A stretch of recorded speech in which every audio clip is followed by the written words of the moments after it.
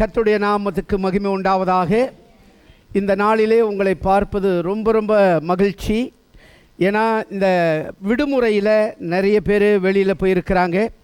ஆனாலும் இந்த நாளிலும் கூட அவங்கவுங்க அந்தந்த இடத்துல கர்த்தரை கூடி ஆராதிப்பாங்கன்னு சொல்லி நான் விசுவாசிக்கிற சபைகளில் கூடி, அதே போல் நீங்களும் கூட வீட்டில் இல்லாதபடிக்கு சபைக்கு வந்து கர்த்தரை ஆராதிக்க வந்திருக்கிறீங்க.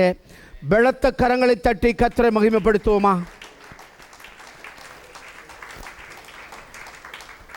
இந்த வருஷம் முழுவதையும் ஆண்டவர் நம்மளை அற்புதமாய் நடத்தினார். ஒரு குறைவில்லாதபடிக்கு எங்கெல்லாம் நம்ம விழுந்தோமோ அங்கெல்லாம் வந்து தம்முடைய கரத்தை கொடுத்து தூக்கி, நம்ம ஆறுதல் இல்லாத நேரத்தில் நம்மளுக்கு ஆறுதல் படுத்தி, நம்மளை பலப்படுத்த வேண்டிய இடங்கள்லாம் வந்து பலப்படுத்தின தேவனுக்கே மகிமை உண்டாவதாக. அந்த தேவனுடைய நாமத்தை நீங்களும் நானும் மகிமைப்படுத்த வேண்டும் என்று சொல்லி இன்னைக்கு நம்ம உணர்ந்து அந்த வசனத்தை கேட்டு நம்மளை பலப்படுத்தி கொள்ள போகிறோம். ஆகையினால எத்தனை பேருக்கு விருப்பம் இருக்குது, நான் என் தேவனை மகிமைப்படுத்த போகிறேன்னு சொல்லி விரும்புகிறீங்களா? தேவனை மகிமைப்படுத்துவது தான் நம்முடைய நோக்கமும் லட்சியமாக இருக்கணும். இன்றைக்கி சில சமயத்தில் மற்றவர்களை எப்படியாகிலும் அவங்க மனசை சந்தோஷப்படுத்தணும்னு நினைக்கிறோம். ஆனால் என்னைக்காவது ஒரு நாள் அவங்களுடைய வேஷம் அல்லது அவங்களுடைய சுபாவம் நமக்கு தெரிய வரும். ஆனால் உண்மை உள்ள தேவன் எப்போதும் நம்மோடு கூட இருக்கிறவர், நம்ம மேலே அன்பு செலுத்துகிறவர், ஒரு இடத்துல கூட நமக்கு துரோகம் நினைக்காதவரை நாம் எப்பொழுதுமே உயர்த்த கடமைப்பட்டு இருக்கிறோம். அல்லேலூயா! அதனால் நான் ஆண்டவரை மகிமைப்படுத்த போகிறேன்றவங்களுக்கு இன்னைக்குள்ள பிரசங்கமானது ஒரு ஆசீர்வாதமாக இருக்கும் என்று சொல்லி நான் நம்புகிறேன். அதனால் இன்றைக்கு நான் உங்களோடு கூட பேச போகிற கர்த்தருடைய வார்த்தையுடைய தலைப்பு என்னன்னு சொன்னால், தேவனை எல்லா சூழ்நிலையிலும் ஸ்தோத்திரிக்க நாம் ஒப்பு கொடுக்க வேண்டும். அதனால் தேவனுக்கு ஸ்தோத்திரம் செலுத்துங்கள் அப்படின்ற ஒரு கருப்பொருளோடு நான் உங்களிடத்தில் நான் பேச விரும்புகிறேன். தேவனிடத்தில் எப்பொழுதுமே நம்ம வரும்போது நம்முடைய வாயில் ஸ்தோத்திரங்கள் ஏறெடுக்கப்பட வேண்டும். அப்படின்னா ஸ்தோத்திரம் என்று சொன்னால் இன்னும் ஒரு சின்ன விளக்கத்தோடு சொல்கிறேன், நன்றி சொல்லுவது. ஆண்டவரே, நீர் செய்த எல்லா காரியத்திற்காக உமக்கு நன்றி ஆண்டவரே அப்படின்னு சொல்ல நம்மளை எப்போ ஒப்பு கொடுக்குறோமோ அன்னைக்கு ஆண்டவருடைய நாமம் மகிமைப்படும். அல்லேலூயா! தேவனை புகழ்கிறது தான் ஸ்தோத்திரம். ஆண்டவரே, எனக்கு இதை நீ கொடுத்தீர், இந்த நன்மைகளை செய்தீர், உமக்கு நன்றி ஆண்டவரே அப்படின்னு சொல்லும்போது தான் அது ஸ்தோத்திரம். இதுதான் தாவீது செய்வார். நான் பல முறை சொல்லியிருக்கிறேன், நம்மளுடைய முடிவு ஜெபத்தில் சொல்கிறோம், என் ஆத்துமாவே கர்த்தரை ஸ்தோத்திரி அப்படின்னு சொல்லும் பொழுது அந்த தாவீது தன்னுக்குள் இருக்கிற தன்னுடைய ஆன்மாவை அல்லது தனக்குள் இருக்கிற தன்னுடைய உணர்வை பார்த்து சொல்கிறாரு, கர்த்தர் செய்த நன்மைகளை மறந்துடாத, எப்பொழுதும் கர்த்தரை ஸ்தோத்திரின்றாரு, நன்றி சொல்லு. அப்போ அவர் செய்ததெல்லாம் அவரை குறித்து புகழ்ச்சியோடு நம்ம பேச வேண்டும், அவரை உயர்த்த வேண்டும். இதுதாங்க ஸ்தோத்திரம். எப்போ அவரை உயர்த்துறீங்களோ, எப்போ அவரை புகழ்ச்சியாய் பேசுகிறீங்களோ, எப்போ அவரை கனப்படுத்துகிறீங்களோ அதெல்லாம் நன்றி சொல்வது தான் ஆண்டவருக்கு நம்ம செய்கிற ஸ்தோத்திர பலி. என் கூட இருக்கிறவங்க ஒரு ஆமீன் சொல்லுங்க. ஆகையினால இந்த ஸ்தோத்திர பலியினால என்ன நன்மைகள் இருக்கு, என்ன ஆசீர்வாதங்கள் இருக்குன்றத இன்னைக்குள்ள பிரசங்கத்தில் நம்ம கேட்க போகிறோம். ஏன் தெரியுமா? இந்த வருஷம் முழுவதிலையும் தேவன் நம்மளை பாதுகாத்து நடத்தி இந்த கடைசி வார ஆராதனையில் உட்கார வைத்திருக்கிறாரே, அவருக்கு நன்றி சொல்ல நம்ம கடமைப்பட்டு இருக்கிறோம். பல தேசங்களில் மழை பெய்து அநேகர் இறந்து போன செய்தியை நம்ம கேட்டிருக்கிறோம். சில இடத்துல பூகம்பங்கள், நிலநடுக்கங்கள் ஏற்பட்டு இறந்து போன செய்தியை கேட்டிருக்கிறோம். குளிர்னால, வெயிலினால, இன்னும் பலவிதமான வைரஸ் கிருமிகள்னால, கொள்ளை நோயினால மரித்து போயிருக்கிறாங்க. ஆனால் இன்றைக்கு வரலாம் நம்முடைய சபையின் அங்கத்தினராக இருக்கிறவங்களே தேவன் இந்த வருஷத்தில் மரணத்தை காணாதபடி தேவன் பாதுகாத்து இருக்கிறார். அதுவே ஒரு மகா பெரிய கிருபை. இன்னைக்கு நீங்களும் நானும் உயிரோடு இருக்கிறோம், நம்முடைய பிள்ளைகள் உயிரோடு இருக்கிறாங்க, நம்முடைய வாழ்க்கையில் நமக்கு நல்ல சுகத்தை தந்திருக்கிறார்னா அவருக்கு கோடி ஸ்தோத்திரம் செய்ய நம்ம கடமைப்பட்டு இருக்கிறோம். அல்லேலூயா. ஆகையினால இதனால வருகிற நன்மைகள் ஆசீர்வாதங்கள் என்ன என்று சொல்லி நம்ம பார்க்க போகிறோம். என்னோடு கூட திருப்பிக் கொள்ளுங்க 1 தெசலோனிக்கர் புஸ்தகம் 1 தெசலோனிக்கர் புஸ்தகம் 5ஆம் அதிகாரம் வசனம் 18 வாசிக்கப்படும். எல்லாவற்றிலேயும் ஸ்தோத்திரம் செய்யுங்கள், அப்படி செய்வதே கிறிஸ்து இயேசுவுக்குள் உங்களை குறித்து தேவனுடைய சித்தமாய் இருக்கிறது. ஹல்லேலூயா, ஹல்லேலூயா.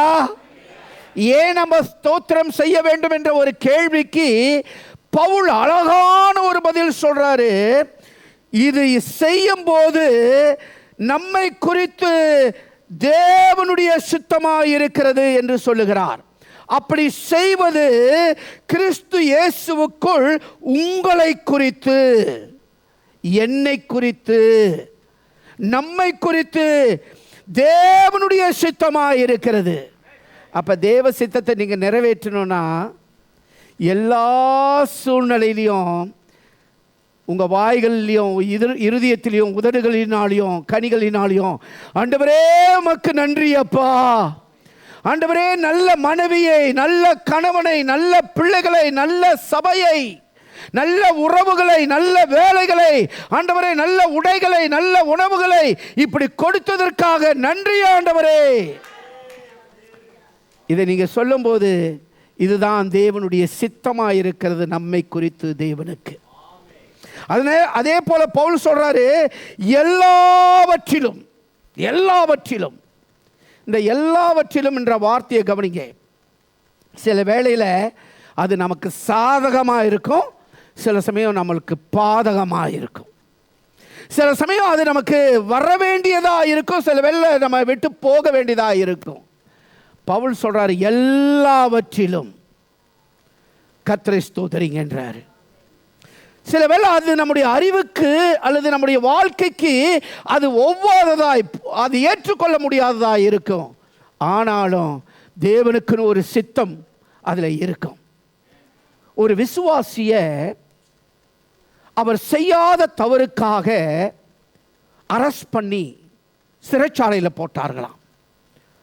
அப்பொழுது அந்த விசுவாசி, ஏன் ஆண்டவரே எனக்கு இப்படி நடந்தது, நான் இந்த குற்றம் செய்யலை, இந்த காரியத்தை நான் செய்யலைன்னு சொல்லி புலம்பல அல்லது எந்த கேள்வியும் கேட்கல. அவர் சிறைச்சாலையில் போய் ஆண்டவரே உமக்கு நன்றி அப்பா, இந்த சிறைச்சாலைக்கு வந்ததற்காக உமக்கு நன்றி ஆண்டவரே, உம்மை நான் துதிக்கிறேன்ப்பான்னு சொல்லி பாடலை பாடி அவர் கர்த்தரை துதிக்க ஆரம்பித்தாராம். அந்த ராகம், அந்த வார்த்தை, அந்த பிரசனம் அங்கிருந்த சிறைச்சாலைகளில் சிலரை தொட்டது. ரட்சிக்கப்பட்டார்கள். சில நாட்களுக்கு பிறகு அவர் வெளியே வரும்பொழுது தேவன் அவருக்கு வெளிப்படுத்தின, அந்த நபர்களை ரட்சிக்க வேண்டும் என்பதற்காக உன்னை நான் சிறைச்சாலைக்கு அனுப்பினேன்னு சொல்லி. ஆனா அப்ப அவருக்கு தெரியல. ஆனா அதுக்கு பிறகுதான் தெரிய வந்தது, தேவனுக்கு ஒரு நோக்கம் இருந்தது. அதனால உங்களுடைய வாழ்க்கையில இந்த வருஷத்துல சில வீழ்ச்சிகள் வந்திருந்தால் தேவனுடைய சித்தம் என்ன தெரியுமா? எல்லா விதத்திலும் நீ தேவனை மகிமைப்படுத்த வேண்டும். அதனால தேவனை எல்லா இடத்திலும் மகிமைப்படுத்தும் போது அது தேவனுடைய சித்தம் மாத்திரமல்ல, அது தேவனுக்கு மகிமையானதாக இருக்கிறது.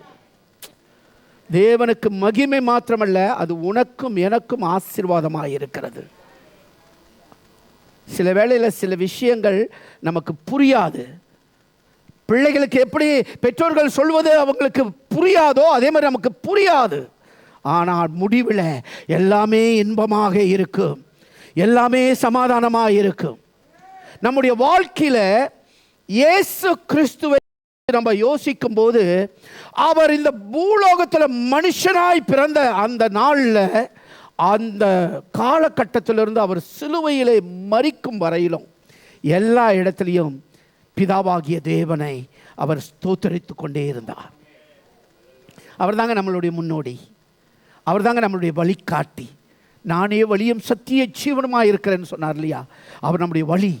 அதனால அவர் என்ன கற்றுக் கொடுத்தாரோ, அவர் எந்த பாதையிலே போனாரோ அந்த பாதையிலே நாம் போகும்போது தான் பிதாவானவரை அறிந்து கொள்ள முடியும், பிதாவானவரை மகிமைப்படுத்த முடியும். நம்ம பிறந்ததுல, நம்ம வாழ்றதுல ஒரு அர்த்தமுள்ள வாழ்க்கையை நீங்க வாழ முடியும். அல்லேலூயா. அதனால இயேசு கிறிஸ்துவை பாருங்க, எல்லா சூழ்நிலையிலும், உயர்வோ தாழ்வோ எந்த சூழ்நிலையிலும் அவருடைய சிந்தை எல்லாம், அவருடைய உணர்வு எல்லாம் பிதாவாகிய தேவனை மகிமைப்படுத்த வேண்டும், எல்லா ரீதியிலும் அவருக்கு ஒருவருக்கே ஸ்தோத்திரம் செலுத்த வேண்டும் என்று சொல்லி இயேசு கிறிஸ்து வாழ்ந்த வாழ்க்கை குறித்து நான் உங்களோடு கூட இன்னைக்கு உள்ள பிரசங்கத்தில் உதாரணமாய் பேச விரும்புகிறேன். ஒரு 3 குறிப்புகளை மாத்திரம் நான் எடுத்து இயேசு கிறிஸ்து எந்தெந்த இடங்களிலே கர்த்தரை ஸ்தோத்தரித்தார், பிதாவாகிய தேவனை ஸ்தோத்தரித்தார் என்று சொல்லி நான் உங்களோடு கூட பேச விரும்புகிறேன். என்னோடு கூட திருப்பிக் கொள்ளுங்க. யோவான் 6ஆம் அதிகாரம், யோவான் 6ஆம் அதிகாரம் வசனம் 11, 12. இயேசு அந்த அப்பங்களை எடுத்து ஸ்தோத்திரம் பண்ணி சீஷர்களிடத்தில் கொடுத்தார். சீஷர்கள் பந்தி இருந்தவர்களுக்கு கொடுத்தார்கள். அப்படியே மீன்களையும் அவர் எடுத்து அவர்களுக்கு வேண்டிய மட்டும் கொடுத்தார். அவர்கள் திருப்தி அடைந்த பின்பு அவர் தம்முடைய சீஷர்களை நோக்கி, ஒன்றும் சேதமாய் போகாதபடிக்கு மீதியான துணிக்கைகளை சேர்த்து வையுங்கள் என்றார். ஹல்லேலூயா. இந்த சம்பவங்கள் நமக்கு நன்றாய் தெரியும். அவர் ஒரு வனாந்தரமான ஒரு இடத்திற்கு இயேசுவானவர் போயிருந்தார். ஆனால் போவதற்கு என்ன காரணம்னா, அவர் ஓய்வெடுப்பதற்காக போயிருந்தார். ஆனால் அவர் போனதை அறிந்த உடனே ஜனங்கள் எல்லாரும் மேய்ப்பனில்லாத ஆடுகளைப் போல அலைந்து இருக்கிறதை கண்டு அவரிடத்துல ஓடி வந்ததை அவர் பார்த்தார். பார்த்தபோது மனது உருகினார். மனது உருகி அவர் அதிகமான நேரங்கள் பேசி கொண்டிருந்தார். அது சாயங்காலம் ஆகும் மட்டுமாக. அப்போ ஒருவேளை அவங்க காலையில் வந்திருக்கலாம், மத்தியானம் வந்திருக்கலாம். அதிகமான நேரம் இயேசு கிறிஸ்து அவர்களுக்கு குறித்து பேசி கொண்டிருக்கும் போது அவர்களுக்கு பசி ஏற்பட்டது ஜனங்களுக்கு. அப்பொழுது இயேசு சொல்லுகிறார் சீஷர்களை பார்த்து, அவர்களுக்கு ஏதாகிலும் இருந்தால் கொடுங்கள்னு சொல்லி.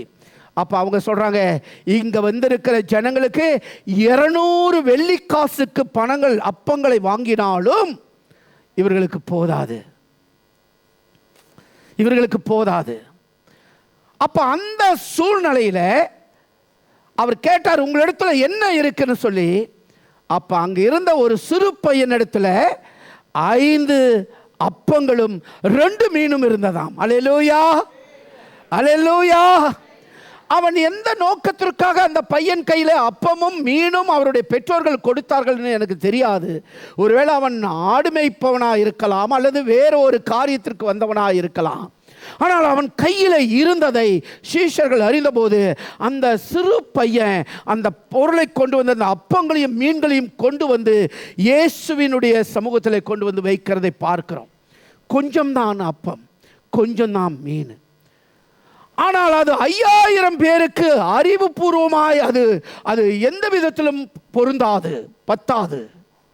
குறைவான சூழ்நிலை, குறைவானது. ஆனால் கொண்டு வந்து வைக்கும்போது அந்த குறைவை என் தேவன் நிறைவாய மாற்றினார். ஹல்லேலூயா. ஒரு பெரிய ஆசீர்வாதம், பெரிய ஒரு நன்மை அங்கே வந்ததற்கு என்ன காரணம் தெரியுமா?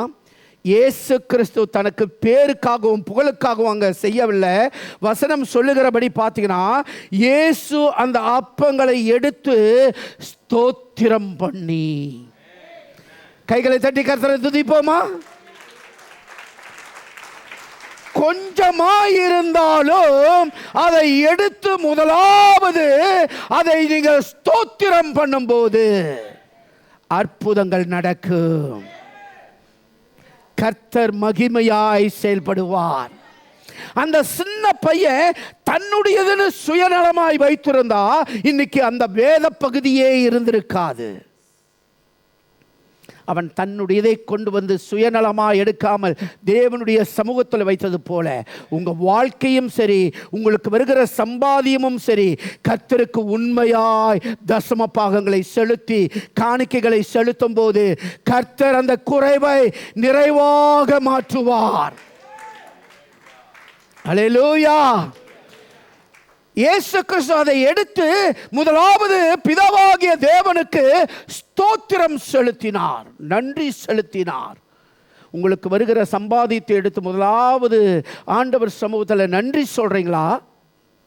நன்றி சொல்கிறீங்களா? இப்போ வாய்ப்பு இல்லை, எல்லாமே கையில் வர்றது, எல்லாமே பேங்க்கில் போயிட்டு அப்படியே பண மாற்றங்கள்லாம் செய்கிறதுனால கையில் பணம் வர்றதில்லை.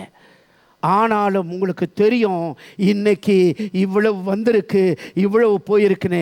அதனால் அதை எடுக்காவிட்டாலும் கூட உங்கள் நினைவுகளில் ஆண்டவரே இது என் பலத்தினாலும் அல்ல, என்னுடைய பராக்கிரமத்தினாலும் அல்ல, தேவ ஆவியினால எல்லாம் கூடி வந்ததுப்பா, உம்மால் இந்த ஆசீர்வாதம் வந்தது ஆண்டவரே அப்படின்னா அவருக்கு நன்றி சொல்லுங்க. நன்றி சொல்லும்போது அந்த ஆசீர்வாதங்கள் நிச்சயமாய் உங்கள் வாழ்க்கையில் வரும். அதனால இயேசு கிறிஸ்து அங்கே ஸ்தோத்திரம் பண்ணும்போது நடந்தது என்னன்னா, குறைவாய் இருந்தது நிறைவாய் மாறினது. அதாவது ஒரு ஆசீர்வாத மழை பெய்தது. உன் குடும்பத்தில் ஒரு ஆசீர்வாத மழையை கர்த்தர் கொடுக்க வல்லவராய் இருக்கிறார்.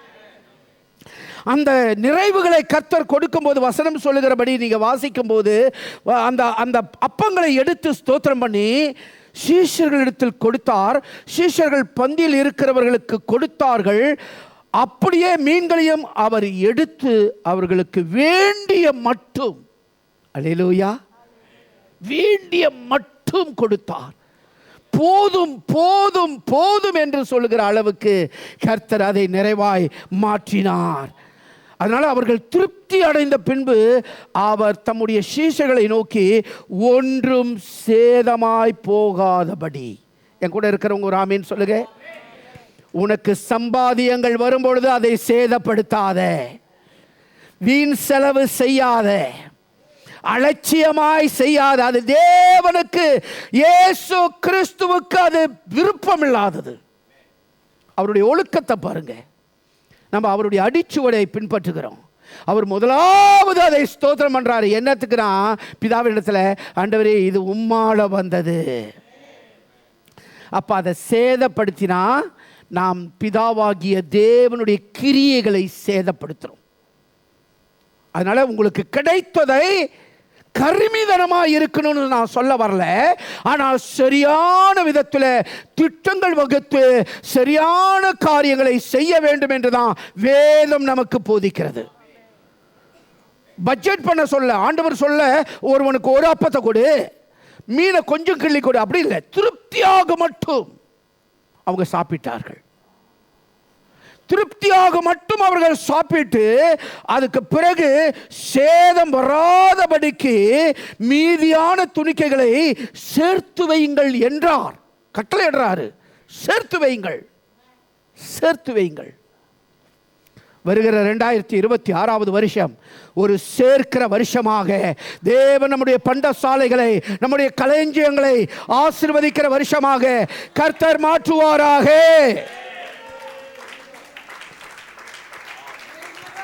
ஏந்துகிற வருஷமா இல்லாதபடி கொடுக்கிற வருஷங்களாக மாற்றுவாராக. நீங்கள் ஸ்தோத்திரம் பண்ணி, நல்லா பிளான் பண்ணி, நல்லா யோசித்து சரியானதை சேதப்படுத்தாதபடி இருந்தால் இந்த ஆசீர்வாதத்தை வருகிற வருஷங்களில் நீங்கள் பார்ப்பீர்கள். அங்க சொல்லப்படுகிறபடி அந்த 5 அப்பங்களும் அந்த மீன்களும் தேவன் 12 கூடை நிறையாக அந்த துணிக்கைகளை சேர்க்கும்படியாக செய்தார். அல்லேலூயா. கொஞ்சம் சேர்க்கல, கூடையில சேர்த்தார்.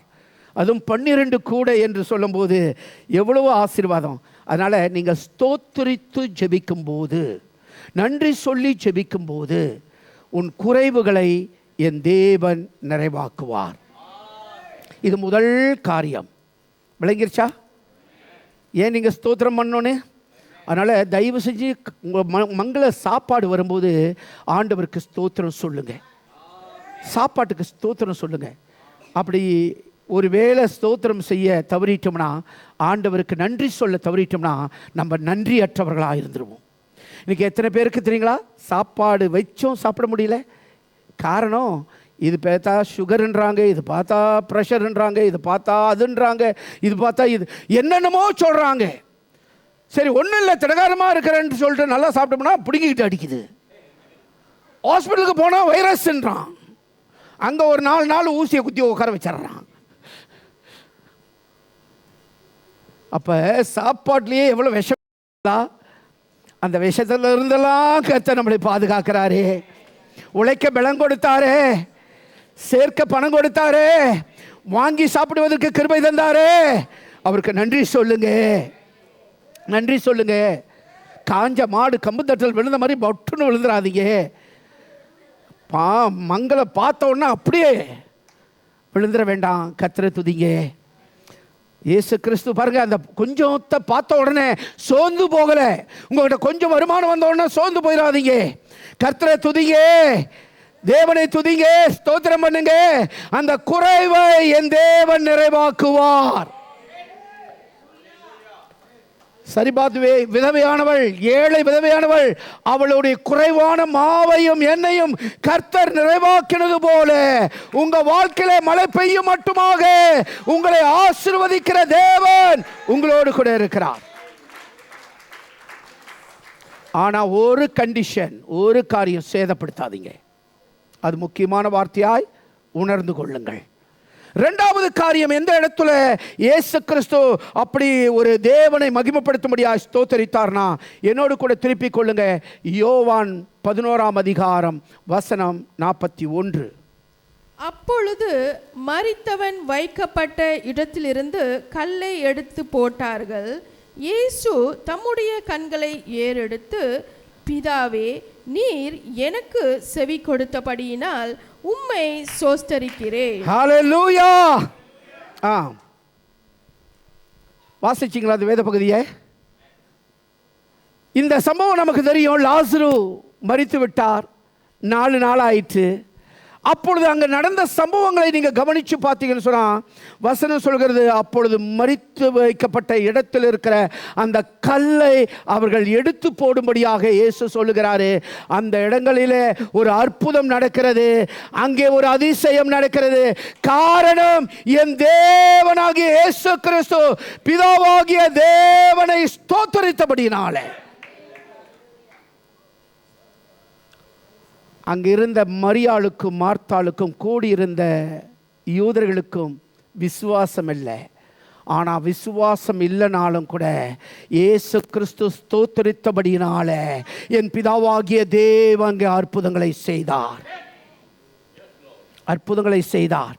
அப்ப ஸ்தோத்திரிப்பதனால உன் வாழ்க்கையிலே அதிசயங்கள் உண்டாகும், அதிசயங்கள் உண்டாகும். ஜீவனற்று போயிருந்தாலும் என் தேவனாகிய இயேசு கிறிஸ்துவுடைய ஒரு வார்த்தை மறுபடியுமாக ஜீவன் உயிர்ப்பிக்கப்படும்.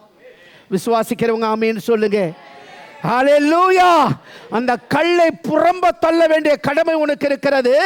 என் தேவனை நோக்கி நீ ஸ்தோத்திரிக்கும் போது எப்படி இயேசு கிறிஸ்து அந்த இடத்துல அவ்விசுவாசமாய் சிந்திக்காமல் பிதாவாகிய தேவனை ஸ்தோத்தரித்தாரோ, எல்லா சூழ்நிலையிலும் பிதாவாகிய தேவனை ஸ்தோத்தரிங்க. யூதர்களுக்கு ஒரு நம்பிக்கை இருக்கு. என்னன்னா, ஒரு மனுஷன் இறந்து போயிட்டா ஒருவேளை 3 நாளுக்குள்ள ஒரு மனுஷன் உயிர் அடைய முடியும் அப்படின்ற ஒரு நம்பிக்கை இருக்கு.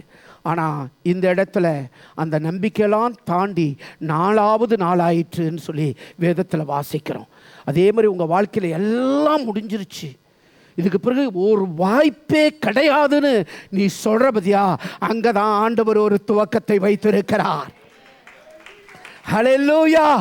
இதுவரையிலும் நீங்க ஒருவேளை ஊழியக்காரனை சார்ந்திருக்கலாம், அல்லது ஒரு சபையை சார்ந்திருக்கலாம், அல்லது ஒரு மனிதனை சார்ந்திருக்கலாம், ஒரு பிசினஸ் மேனை சார்ந்திருக்கலாம், ஒரு அரசியல்வாதியை சார்ந்திருக்கலாம். ஆனால் அதெல்லாம் செய்ய முடியாததை என் தேவன் செய்ய வல்லவராயிருக்கிறார். 24வது தேதியில் நடந்த கிறிஸ்மஸை பாருங்க. எந்த அரசியல்வாதியுடைய ஒரு சேனம் அங்கே இல்லை, எந்த நபருடைய பணமோ ஆதரவோ இல்லை. என் தேவன் அதை எல்லாவற்றையும் கைகூடி வர பண்ணினார். அதனால நம்மளை வழிநடத்துகிற தேவன் அற்புதமானவருங்க. அவர் நல்ல மேய்ப்பன். அமர்ந்த தண்ணீர் அண்டையிலே நம்மளை கொண்டு போய் விடுவாருங்க.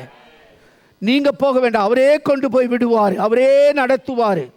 புல்லுள்ள இடங்கள்ல அவர் மேய்ப்பாரு. நீ தேடி போகலனாலும் கூட அவர் உன்னை கூட்டிக் கொண்டு புல்லு எங்க இருக்கோ அங்க கொண்டு போய் சேர்க்க அவர் வல்லவராக இருக்கிறார்.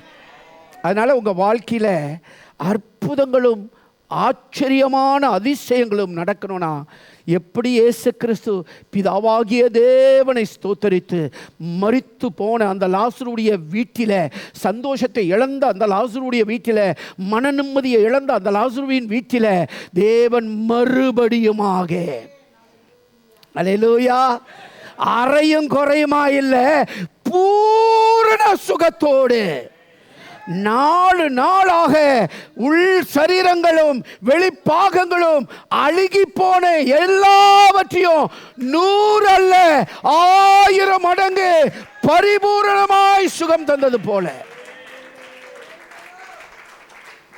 என் தேவன் உன் வாழ்க்கையில் அற்புதம் செய்ய வல்லவராயிருக்கிறார். அதனால நன்றி சொல்லுங்க, அவரை உயர்த்துங்க, அவரை புகழுங்க, அவரை மகிமைப்படுத்துங்க, அவரை கனம் பண்ணுங்க. அது உங்கள் வாழ்க்கையில் ரொம்ப ஆசீர்வாதமாக இருக்கும்.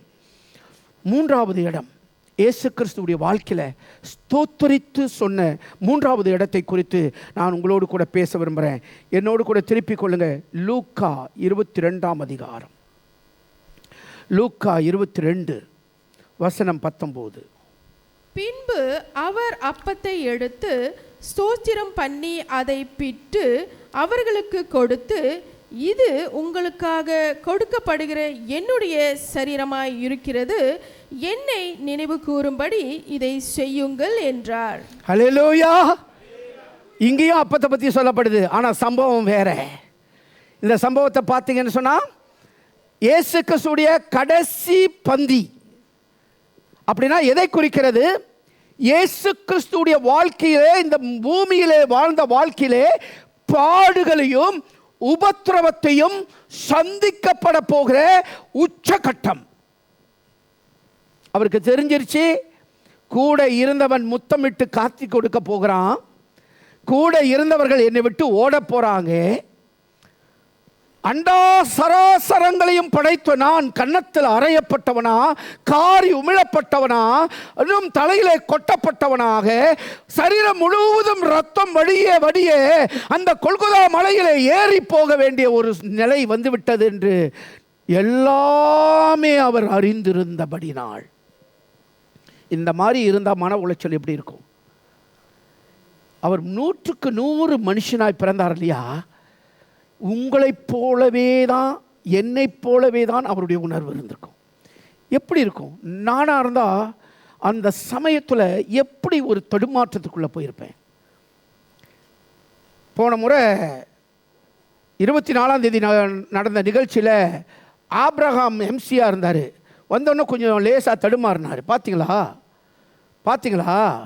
ஹலோ, ஆப்ரஹாம் எங்கே இருக்கீங்க? அங்கே இருக்கிறார். 25ஆம் தேதி போனேன் அவருடைய வீட்டுக்கு.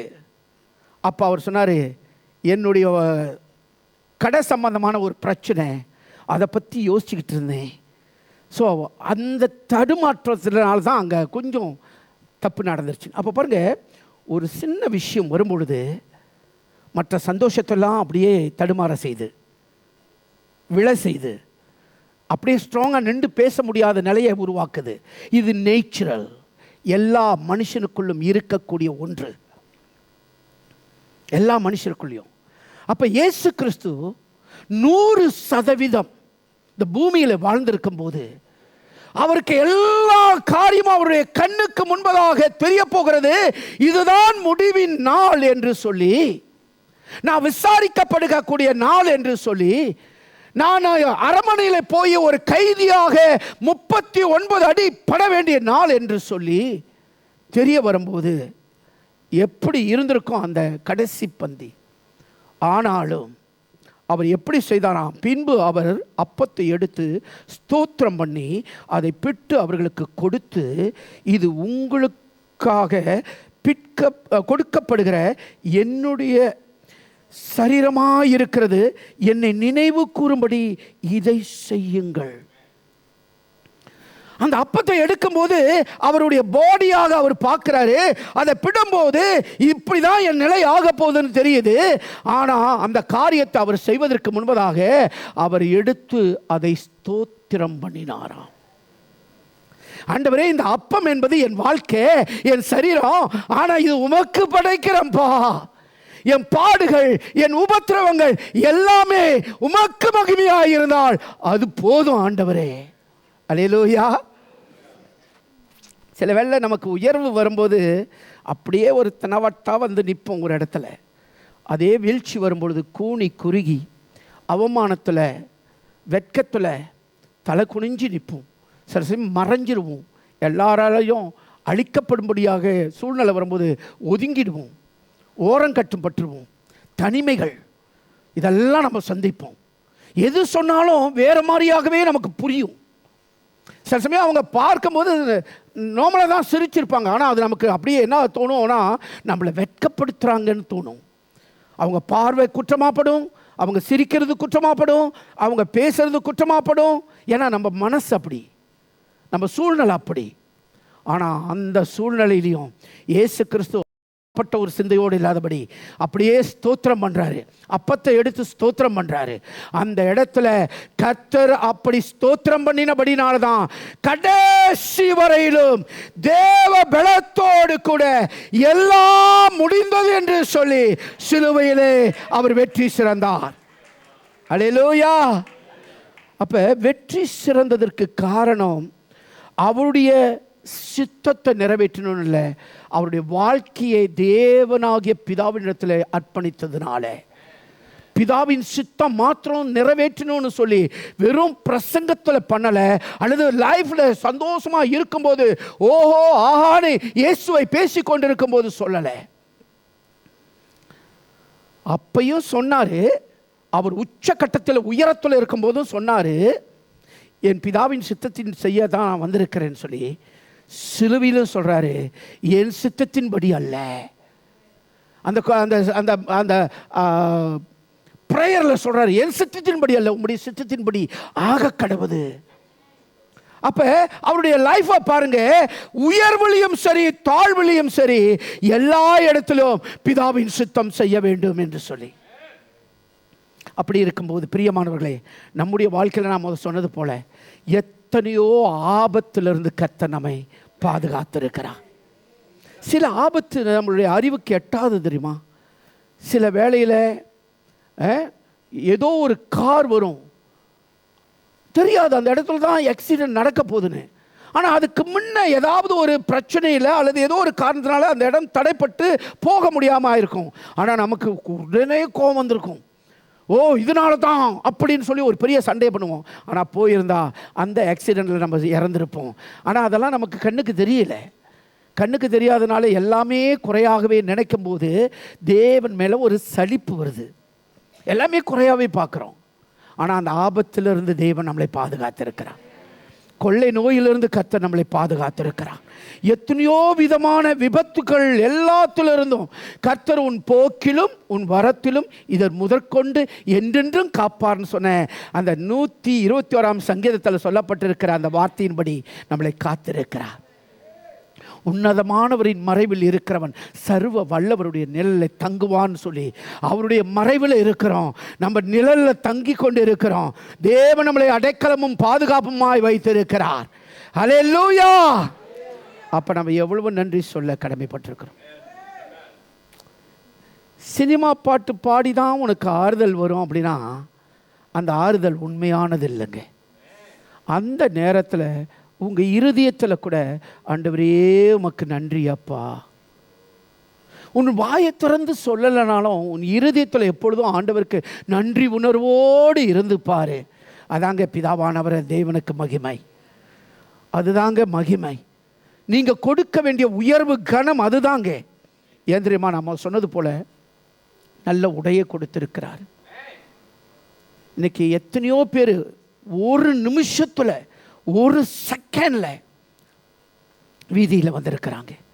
பணக்காரன், ஏழை, படித்தவன், படிக்காதவன், உயர்ந்தவன், தாழ்ந்தவன், இன்னும் வெளிநாடுகள் இந்தியாவிலாம் பார்த்திங்கன்னா ஜாதியெல்லாம் சொல்லுவாங்களே, எந்த ஜாதியாக இருக்கட்டும் ஒரு நொடியில் சமமாய் போனவங்க உண்டு, எல்லாம் சமமாய் போனவங்க உண்டு.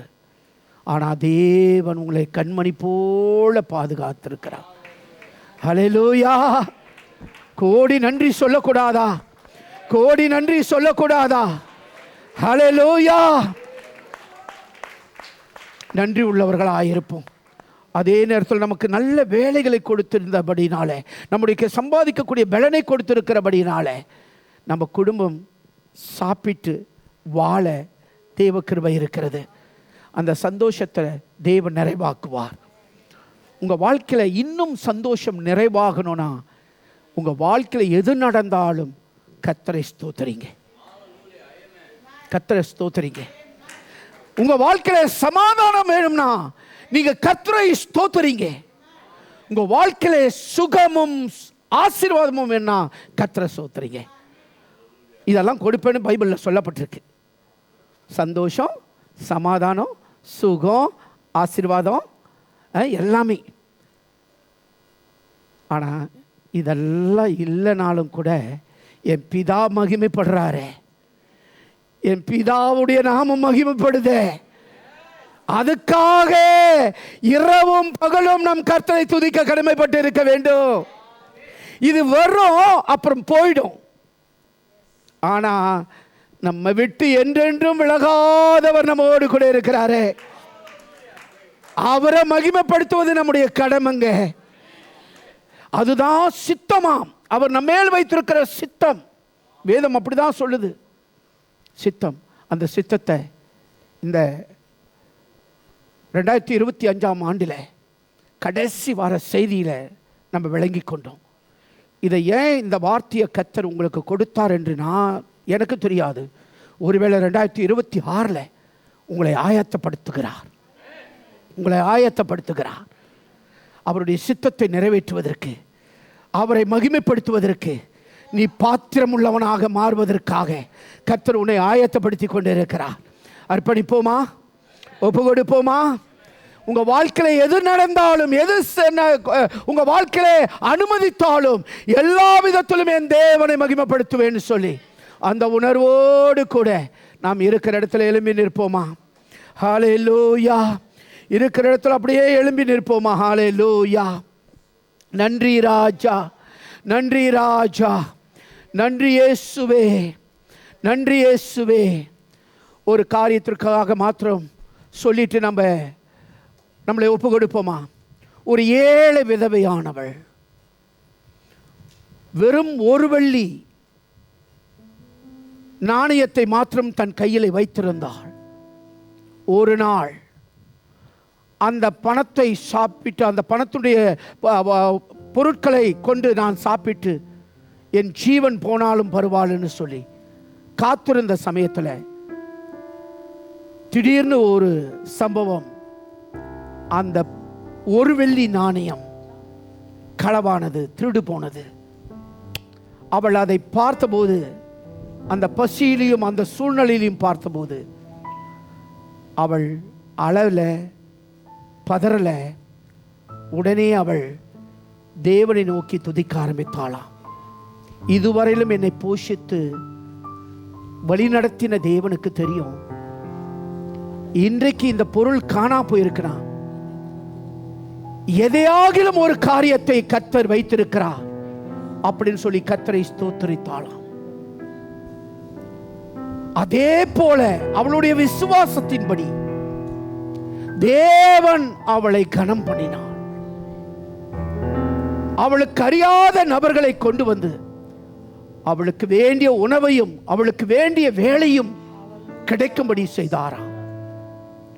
உங்களை விட்டு ஒன்று நீங்கி போயிருந்தால் நீங்க ஆண்டவரிடத்தில் முறுமுறுத்த நாட்களை விட்டுவிட்டு, கேள்விகள் கேட்ட நாட்களை விட்டுவிட்டு, ஏன் ஆண்டவரே என் வாழ்க்கையில மாற்றம் இப்படி நடந்ததுன்னு சொல்லுகிற அந்த புலம்பலை விட்டுவிட்டு ஆண்டவரே, என்ன நடந்தாலும்,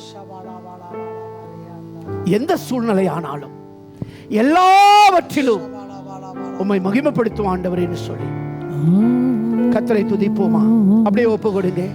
என்னை நடத்திடும் தேவன் என்னோடு இருக்க பயமே எனக்கில்லையே.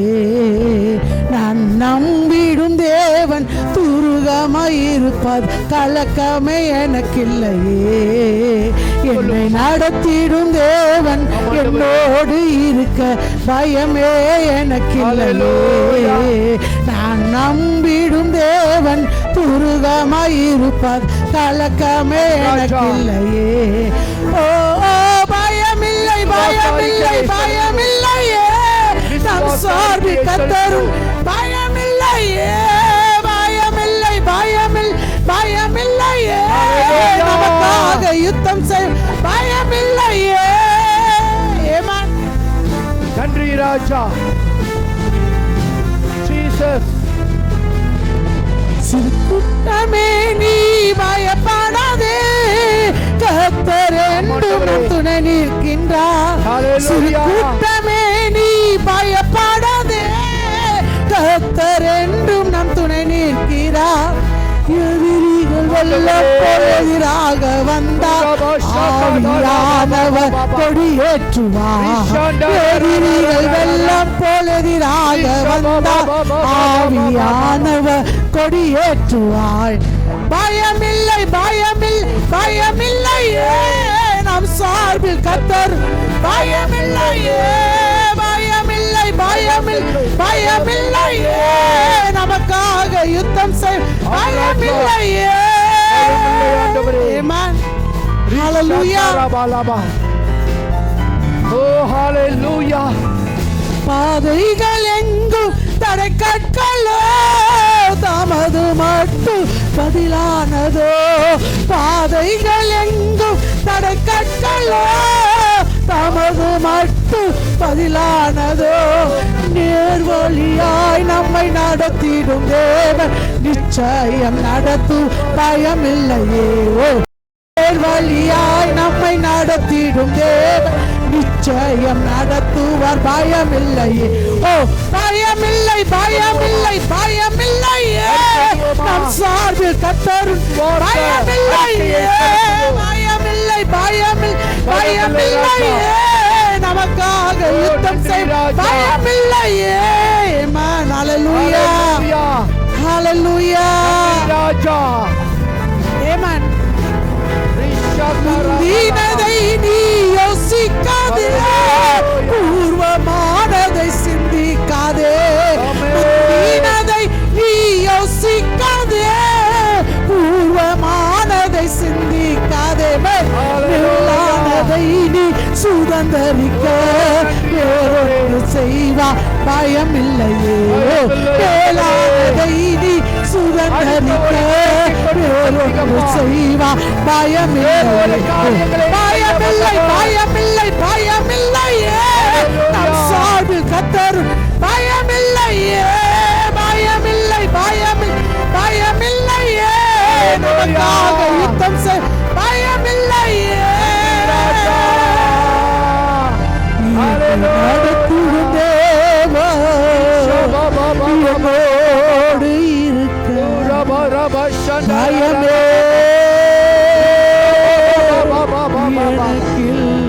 நன்றி ராஜா, நன்றி ராஜா, நன்றி ராஜா. என் துருகமாயிருப்பவரே கலக்கமே நன்றி ராஜா. எனக்கு ஹalleluya, ஹalleluya. பிரியமானவர்களே, இந்த வருஷத்திலே அநேக கதவுகள் உங்களுக்கு அடைக்கப்பட்டிருக்கா? எப்பக்கம் போனாலும் அந்த பக்கமெல்லாம் ஒரு மதில்கள் எழும்பினது போல இருக்கிறதா? கர்த்தர் உன்னை மான்களின் கால்களைப் போல மாற்றுவார்.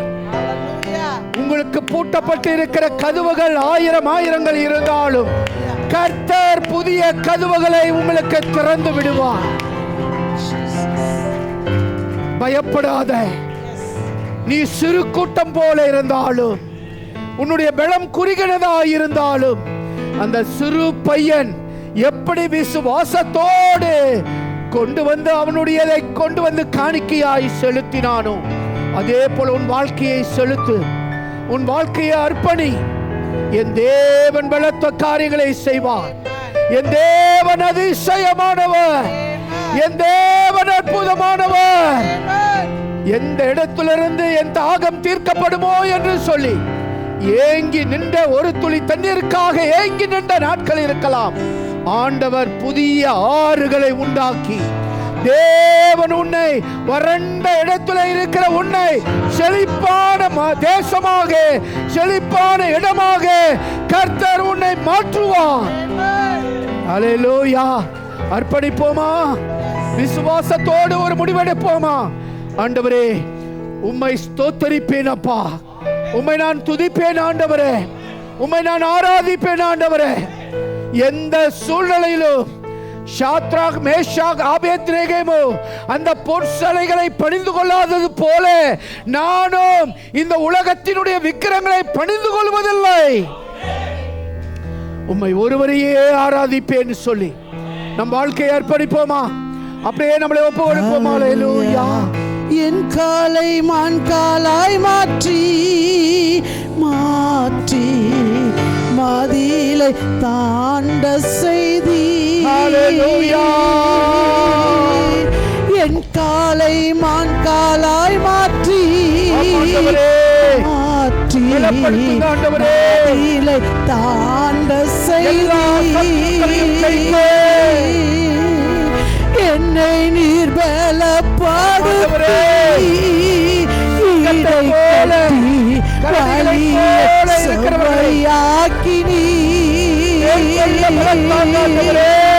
நீரே என் ஜீவா, நீரே என் சத்யா, ஐயா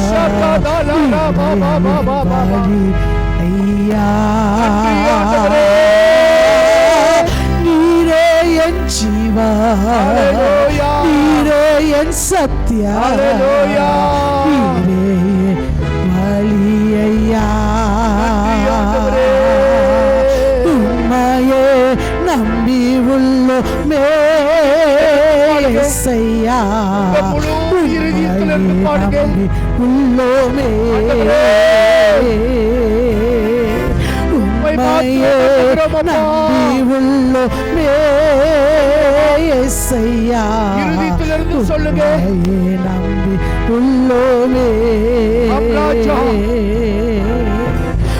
பாதம் சார நாடைந்தேன் யேசையா, உம்மில் நான் மகிழ்ந்திடுவேன். நன்மையும் கிருபையும் என்னை என்றோ சூழ்ந்திடும் உந்தயவா. பாதம் சார நாடைந்தேன் யேசையா, உம்மில் நான் மகிழ்ந்திடுவேன். நன்மையும் கிருபையும் என்னை என்றோ சூழ்ந்திடும் உந்தயவா. என் ஜீவா, நீரே என் சத்யா, நீரே வலியா. நீரே என் ஜீவா, நீரே என் சத்யா, வலியா. ஆபத்து நான் காலெல்லாம் எனக்கு ஆதரவா இருந்தேன். சத்துருக்கள் எனக்கு முன்பா முன்பா விழுந்திட செய்தேன். ஆபத்து நாட்களெல்லாம் எனக்கு ஆதரவா இருந்தேன். சத்துருக்கள் எனக்கு முன்பா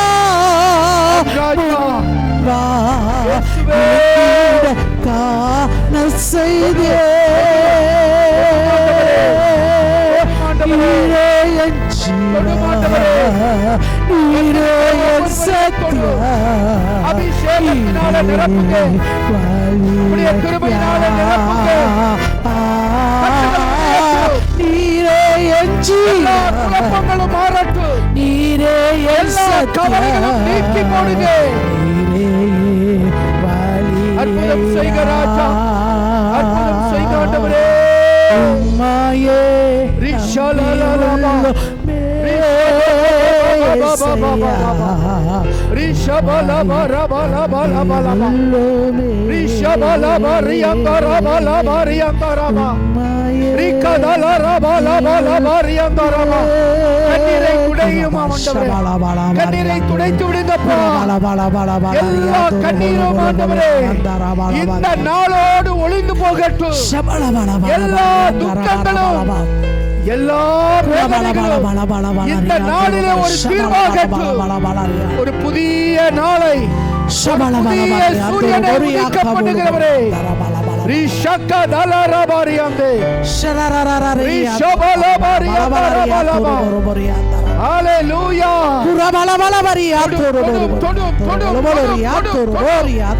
தொடுங்கப்பா, தொடுங்கப்பா. துதிக்கக்கூடிய நாவை கட்டளிடுங்கப்பா. உம்மை ஆராதிக்கிற நாவை கட்டளிடுங்கப்பா.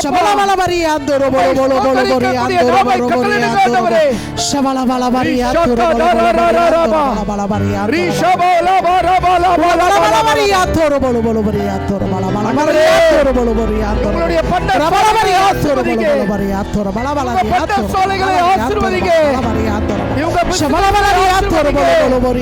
இவங்க கையிடுகிற வேலைகளை ஆசீர்வதிங்க.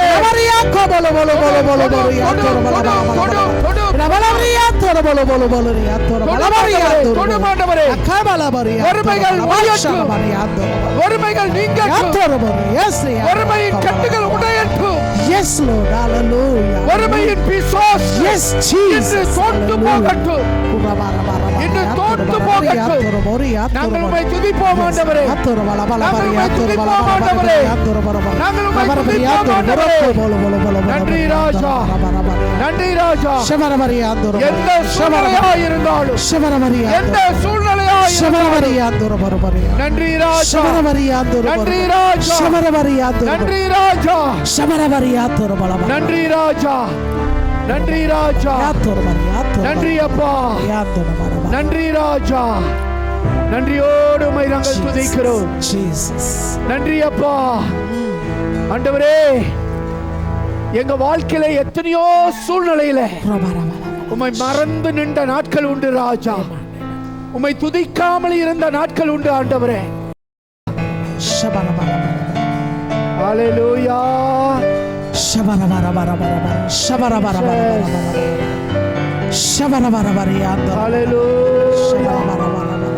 Jesus, ஹalleluya. நன்றி ராஜா, நன்றி அப்பா. பிரியமானவர்களே, அடுத்த வருஷத்திற்கு செல்வதற்கு சில நாட்கள் மட்டுமே இருக்கு. ஏன் நம்ம இன்னைக்கு ஒரு தீர்மானம் எடுக்க கூடாது?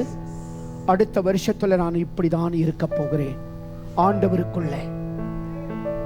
ஒரு தீர்மானம் எடுப்போமா? முதல் தீர்மானம், ஆண்டவரே,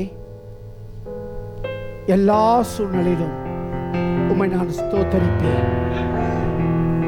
இந்த தீர்மானம் எடுங்க. இது ரொம்ப முக்கியமான தீர்மானம்.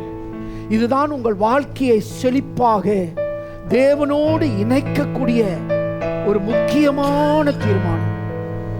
இந்த தீர்மானம் நீங்க எடுத்துட்டாலே உங்களுடைய பாவங்களிலிருந்து நீங்க விடுதலை ஆகலாம். பாவம் செய்ய துணிய மாட்டீங்க, குறை பேச துணிய மாட்டீங்க. உங்க நாவினால என் தேவனை உயர்த்தும் போது அது உங்க வாழ்க்கையில இறுதியிலிருந்து வருகிற காரியமா இருக்கும். என் தேவன் உங்களுக்குள்ள இருப்பார். தீர்மானம் எடுங்க. எல்லா சூழ்நிலையிலும் இது அடுத்த வருஷத்தினுடைய தீர்மானம் எடுக்கக்கூடிய பிரசங்கமாக மாற்றி, ஆண்டவரே, எல்லா சூழ்நிலையிலும் நான் உம்மை துதிப்பேன், உம்மை ஸ்தோத்திரிப்பேன், உம்மை நான் உயர்த்துவேன், உம்மை மட்டுமே நான் மகிமைப்படுத்துவேன். எனக்கு அந்த பலத்தை தாங்க ஆண்டவரே, எனக்கு அந்த பலம் வேணும் ஆண்டவரே. நான் உம்மோடு இருக்கிற உறவுல நிலைத்திருக்கிற பலம் எனக்கு வேண்டும் ஆண்டவரே. ஹல்லேலூயா, ஹல்லேலூயா. சாலமோன் ராஜா என்ன கேட்க வேண்டும் என்று தெரியாத போது, ஆண்டவரே உம்முடைய ஜனங்களை நடத்தக்கூடிய ஞானத்தை மட்டும் எனக்கு தாங்க, நான் போக்கும் வரத்தும் எனக்கு தெரியாது என்று சொல்லி தன் உண்மையான சூழ்நிலையை ஒத்துக்கொண்டு கேட்டபோது, அவன் கேட்டதும் அவன் கேளாததையும் கர்த்தர் கொடுத்தார் அல்லவா. நீங்க இந்த தீர்மானம் எடுங்க, நான் உம்மோடு இருக்கணும் ஆண்டவரே, நான் உம்மோடு சேரணும் ஆண்டவரே, நான் உம்மை மாத்திரம் மகிமைப்படுத்தணும் ஆண்டவரே. என் நாவிலே புறம் கூறுவதை விட்டுவிட்டு நான் உம்மை மாத்திரம் உயர்த்த விரும்புகிறேன். புலம்பலை விட்டுவிட்டு நான் உம்மை மாத்திரம் மகிமைப்படுத்த விரும்புகிறேன். நான் எந்த சூழ்நிலையிலும் ஆண்டவரே உலகத்தின் வார்த்தைகளை பேசுவதை விட்டுவிட்டு நான் உம்மோடு பேச அதிகமாய் என்னை ஒப்பு கொடுக்க விரும்புகிறேன். நான் ஜெபிக்க போகிறேன். இந்த தீர்மானம் எடுத்தவர்கள் யாராயிருந்தாலும் உங்களுடைய வலது கரங்களை உயர்த்துங்க. உங்களுக்காக நான் ஜெபிக்கிற அடுத்த வருஷத்துல நான் கர்த்தரை இன்னும் அதிகமாய் ஸ்தோத்தரிக்க போகிறேன். ஒருவேளை இதுவரையிலும் நீங்கள் செய்து வந்திருக்கலாம். இன்னும் அடுத்த ஒரு ஆழத்திற்குள்ள இன்னும் அதிகமாய் என்னை ஒப்பு கொடுக்க விரும்புகிறேன் சொல்றவங்க உங்க வலது கரங்களை உயர்த்துங்க. நன்றி ராஜா, நன்றி ராஜா. சர்வ வல்லமை உள்ள தேவனே, இந்த அருமையான இந்த கால வேளையில,